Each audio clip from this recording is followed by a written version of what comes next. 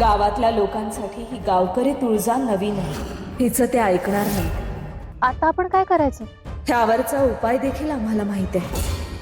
कोणीतरी सांगितलं म्हणून गावकऱ्यांनी एखादी गोष्ट करायला नको, त्यांनी ही कामगिरी मनापासून पार पाडायची।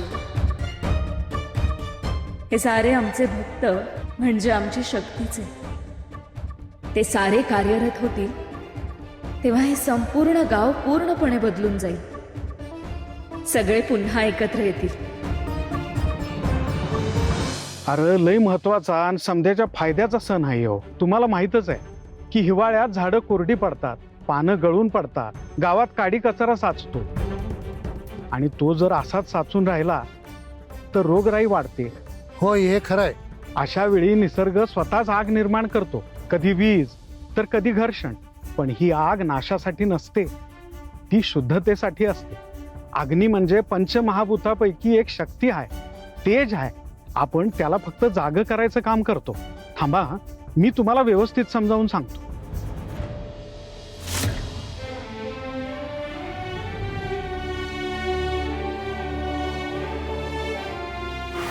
ही राख म्हणजे पृथ्वीला परत दिलेला अंश आहे। ही शेतात मिसळली तर जमिनीची क्रियाशक्ती वाढते, जुनं जळतं आणि नवं उगवतं। पण अशा होळीची पूजा कशासाठी करायची असते? आपण पूजा करतो तेव्हा आपल्याला वाटतंच की आपण एकटं नाही, ते आपण अग्नीसमोर उभं राहतो तेव्हा बी आपण मान्यच करतो की आपल्यात पण तेज आहे, पण त्याला दिशा हवी। मंत्र म्हणजे शब्दांची लय, ती लय आपल्या श्वासाशी जुळते।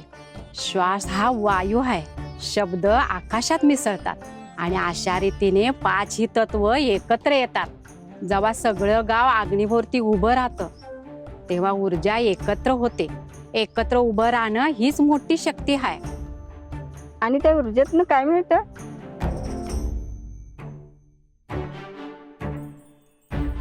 समतोल। म्हणजे ऋतू बदलताना आपण निसर्गाशी जुळवून नाही घेतलं तर असमतोल निर्माण होतो। समध्याच ठिकाणी, शेतात, शरीरात, नात्यात। होळी म्हणजे संक्रमणाचा विधी। वातावरणातला हा बदल आपण मनापासून स्वीकारला पाहिजे। वय वय पटलं बर का कदम बाबा। आता पावसाळा जवळ आला की आपण गरशा करतो, शेतात पेरणीची तयारी करतो, तसंच आहे ना हे? अगदी बरोबर। तसंच या ऋतूच्या तयारीसाठी होलिका उत्सवाची आपल्याला तयारी करायची आहे। मनापासून हा सण साजरा करायचा। आम्हाला पटलं बरं का? हा सण आपण साजरा केलाच पाहिजे। मग आहात ना समधे तयार? होय आम्ही समधी तयार आहोत। गावातले वाद बी त्या निमित्ताने मिटून जातील। आता सण साजरा व्हायलाच पाहिजे।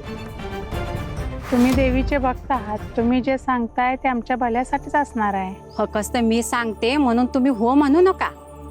तुम्हाला मनापासून पटलं तर सांगा। अहो, तुम्ही आम्हाला एवढं छान समजावून सांगितलं, आम्हाला काय कुणाला बी पटेल। आणि गावच्या भल्यासाठीच तुम्ही हे समजा सांगताय। आपण हा सण साजरा करायलाच पाहिजे। होय होय, आपण छान गोडधोड काहीतरी बनवूया।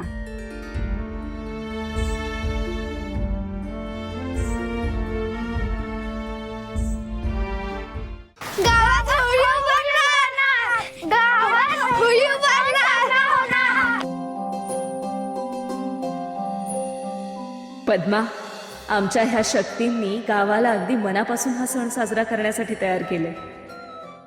हो देवी, तुमच्या सैनिकांनी अगदी कमी काळात तुम्ही दिलेली कामगिरी पार पाडली आहे। एकदा का होळीचं दहन झालं की या गावातील अशुद्धता कायमची संपून जाईल। या गावातील हवा, आमच्या लेकरांच्या मनातील विकार कायमचा संपून जाईल। आणि आता यात काहीच अडचण येणार नाही, हे नक्की।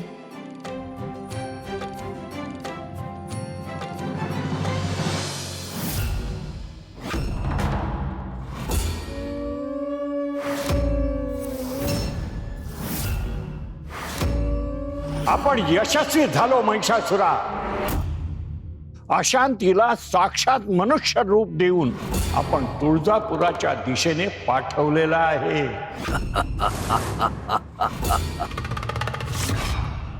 वा दैत्यगुरु वा.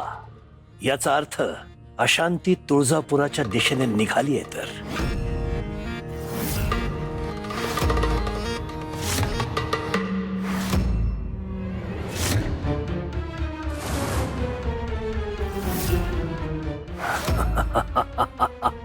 दैत्यगुरु, आपण हे अत्यंत अद्भुत असे कार्य केले आहे. पण दैत्यगुरु, तिच्याकडे आपली खूण म्हणून आपण काहीतरी दिलंय ना. अन्यथा त्या मार्गामध्ये आपलं सैन्य तिला अडवेल, तेव्हा ती काय करेल?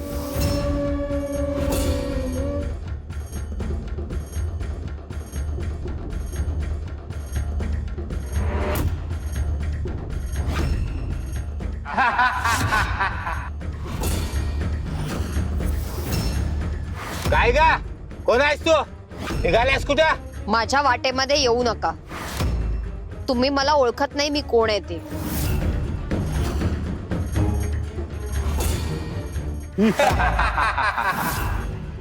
माहित नाही, आणि ते माहित करून घ्यायची गरजही नाही.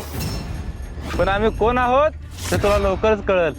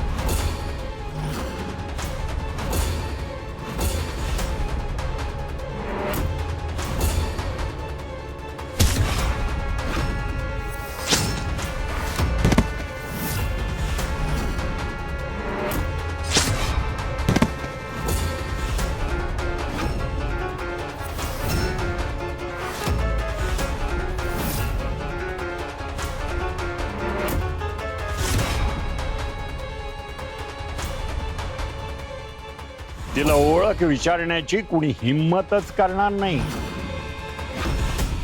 तिची ओळख तिला सांगण्याची गरजच पडणार नाहीये. ती अशांती आहे, अशांती. आणि तिच्या समोर एकच ध्येय आहे.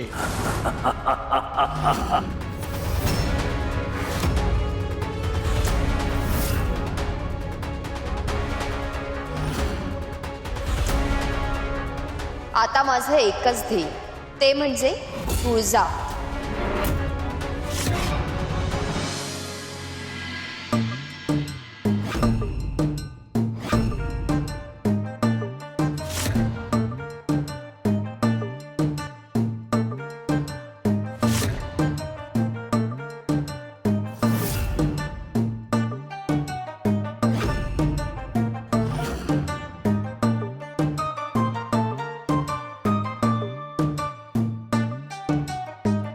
देवी,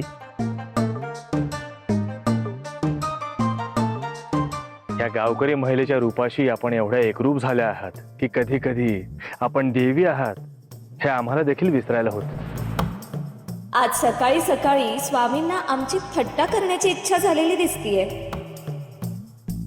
नाही देवी, थट्टा नाही, परंतु गावात येऊन आपण जे कार्य करत आहात ते खरंच अद्भुत आहे.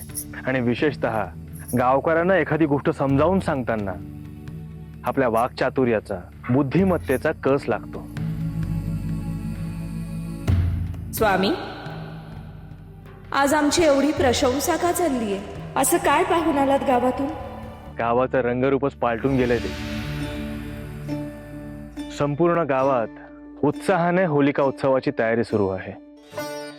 आपले भक्त अतिशय प्रेमाने आणि आपुलकीने त्याची तयारी करत आहेत. हा सण साजरा करण्यासाठी उत्सुक आहेत.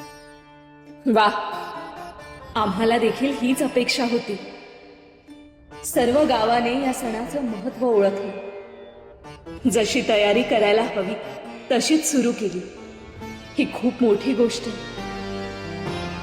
अर्थातच देवी, हे आपलं यश आहे देवी. आपण जे ठरवता ते साध्य करताच. गावकरी जर उत्साहाने तयारी करत असतील तर हे त्यांचं कौतुक आहे स्वामी. होय देवी, परंतु त्यांना प्रेरणा देणाऱ्या, ह्या सणाचं महत्व पटवून देणाऱ्या आपणच तर आहात. आपणच तर संपूर्ण गावाला होलिका उत्सवासाठी तयार केलं, आणि तेही दैवी रूपाचा वापर न करता. आम्ही नाही, आमच्या निवडक भक्तांनी. म्हणजे आपल्या सैन्याने? हो, तेच तर म्हणतोय आम्ही की आपल्या भक्तांनी खूप मोठं कार्य करून दाखवलं आहे. आपण त्यांना प्रेरणा दिलीत आणि त्यांनी तो विश्वास सार्थ केला.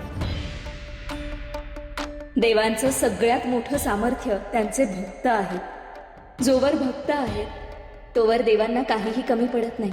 होय देवी, यात काही शंकाच नाही. अगदी सत्य बोलताय आपण.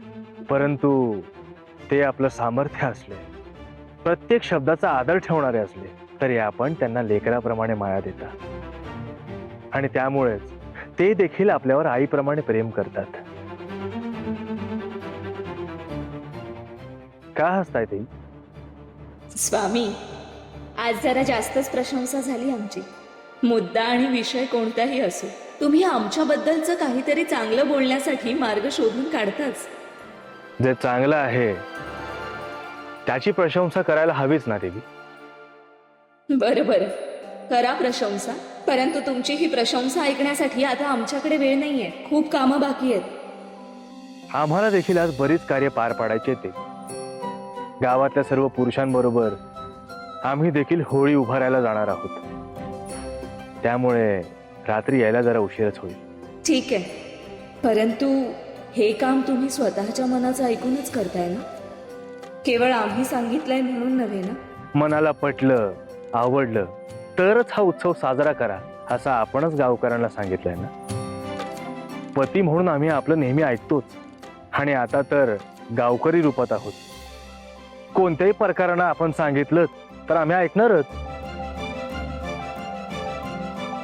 काळजी करू नका देवी, ह्या सणाच्या आनंदात अगदी मनापासून सहभागी होत आहोत आम्ही.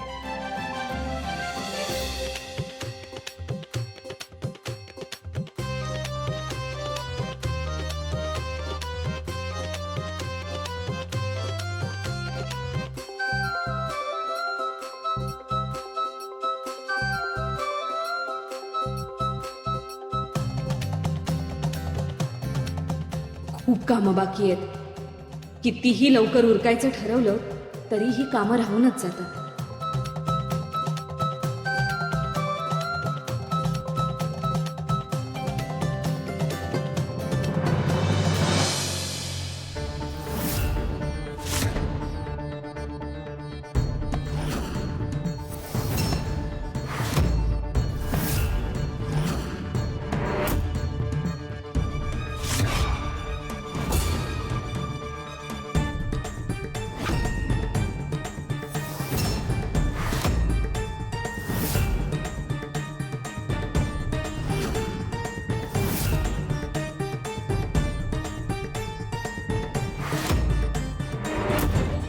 हे नाणं चमकायला लागले.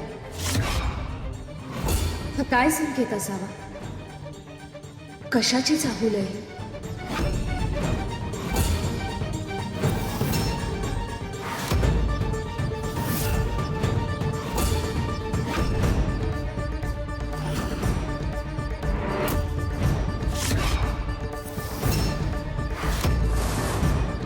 अष्टदिशा बंधनातील दुसरी देवी येते.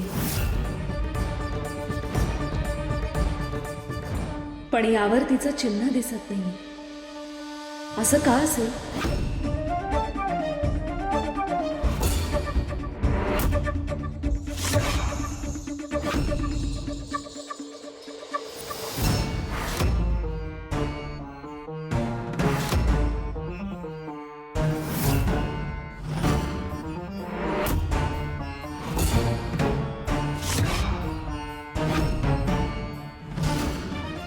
कोण असेल ती देवी?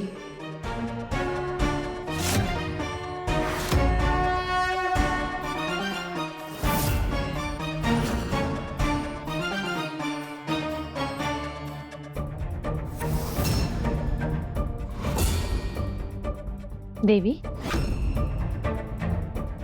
कसला विचार करताय? पद्मा, आम्हाला काहीतरी वेगळं जाणवतं. वेगळं म्हणजे? तुम्ही आत्ता अंतर्मनाच्या शक्तीने काहीतरी पाहायचा प्रयत्न करत होतात ना? काय जाणवलं तुम्हाला देवी? गावात कुठली तरी शक्ती आली आणि एकाच वेळी 2 शक्ती आल्याचं आम्हाला जाणवतंय. 2 शक्ती? त्याही एकाच वेळी? हो, त्यातली एक शक्ती वाईट आहे आणि एक चांगली. कोण आहेत त्या? आम्हाला त्यांचं रूप नीट दिसत नाही. आमच्यापासून त्यांनी स्वतःला लपवलंय.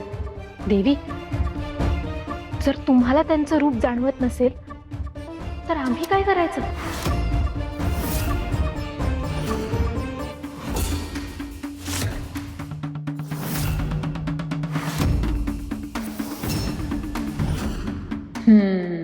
हे असं आहे होय तुळजापूर.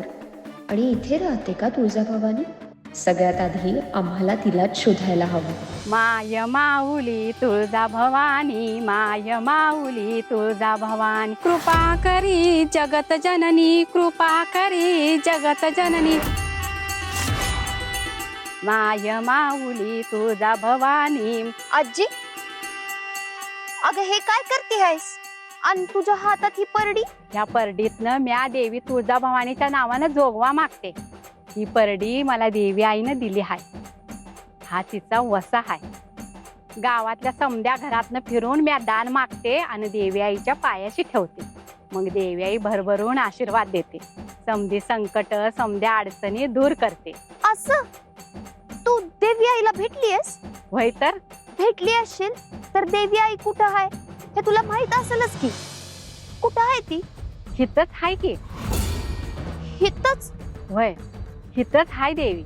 आपल्यातच असत्या. जेव्हा जेव्हा गावावर संकट येईल तेव्हा धावून येत्या. भक्तांच्या अडचणी दूर करत्या. त्यांना भरभरून आशीर्वाद देत्या. त्यांच्या मनातल्या सगळ्या इच्छा पूर्ण करत्या. आणि संकट नसल आणि भक्ताला त्याची गरज नसल तेव्हा ती कुठे असते? आणि ती दिसते तरी कशी ग? अगं ती आपल्या माणसासारखीच दिसत्या. वेगळी कशी दिसणार? हा, पण एक गोष्ट आहे, तिचं बोलणं मात्र आपल्यासारखं नाही बर का. म्हणजे मग ती बोलते तरी कशी ग? अगं तिच्या बोलण्यात तेज आहे. तिचे शब्द साधे जरी असले तर ते काळजापर्यंत पोचतात. त्यातला भाव, त्यातली माया जाणवते. तिच्या बोलण्यानं गावातल्या लोकांना काम करायची प्रेरणा मिळते. मरगळलेल्या मनाला नवी उभारी मिळते. जगण्याची नवी उमेद मिळते. एवढं सगळं होतं तिच्या बोलण्यानं? होय तर. अगं पण देवी आई राहते कुठं, असते कुठं हे तर तू अजून सांगितलंच नाहीस. ते बाकी काय विचारू नकोस, पण गरजेच्या वेळेला ती धावून येते हे मात्र खरं आहे. अगं तो महिषासूर आणि त्याचा आसूर लई वेळेला गावात आलं. गावातल्या लोकांना लई त्रास दिला. कुणाची घरं जाळली, कुणाचा छळ केला, कुणावर हल्ला केला. पण दरवेळी गावातल्या लोकांनी देवी आईचा धावा केला आणि देवी आई धावून आली. अगं देवी स्वतः धावून आली? होय, प्रत्येक वेळी तिनं गावकऱ्यांना वाचवलं. कधी शब्दानं, कधी निर्णयानं, तर कधी नजरेनं. ती आमच्या पाठीशी असते. ती आमचं कौतिक करीत नाही आणि स्वतःच बी नाही, पण गावासाठी काय काय करते ते आम्हाला चांगलंच ठाव आहे. तुळजा लोकांच्या मनात घर करून आहे. आता कोणत्याही परिस्थितीत तिला शोधून माझ्या इथे येण्याचा उद्देश साध्य करायला हवा. तुळजा, तुझी भेट होणं आता अत्यंत आवश्यक आहे. मला तर काळजीच वाटते. तुम्ही म्हणालात की त्या शक्तींपैकी एक शक्ती चांगली आहे आणि दुसरी वाईट आहे. त्या शक्तीने आजच्या होळीच्या सणात काही अडथळा आणायचा प्रयत्न केला तर? आधीच आजच्या सणासाठी आपण खूप तयारी केली. गावकऱ्यांना एकत्र आणण्यासाठी खूप कष्ट करावे लागले हा होलिका उत्सव आनंदाने पार पाडणं गावासाठी अत्यंत गरजेचं आहे. ह्या सणासाठी सगळे उत्सुक आहेत हे देखील आम्ही पाहत आहोत. मात्र या वाईट शक्तीने अडचण निर्माण केलीच तर आपण तयारीत राहायला हवं. काहीही झालं तरी हा होलिका उत्सव निर्विघ्नपणे पार पडणार. कुठलीही शक्ती त्यात बाधा आणू शकत नाही.